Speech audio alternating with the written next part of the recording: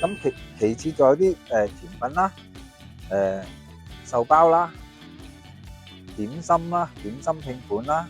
第三款咧就係呢一款，亦都係我哋當師傅同我哋研究咗出嚟，我哋祈福還神都可以嘅。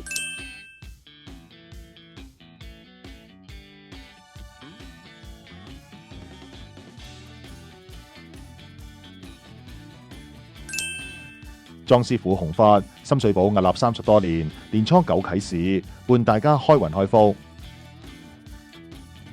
最後記得咧 follow 我哋莊師傅弘法香燭啊！